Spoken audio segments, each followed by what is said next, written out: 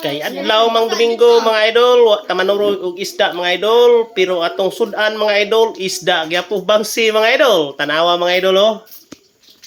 Oh, naay bangsi mga idol, atong gisalin kagahapon ra ni mga idol, kay atong isudan ka Domingo man mga idol, kay di man ta manurog Domingo mga idol, kay musimba man ta mga idol.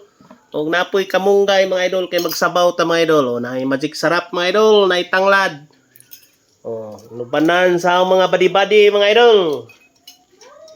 Kay Domingo man mga idol, ipahulay ta kadali mga idol.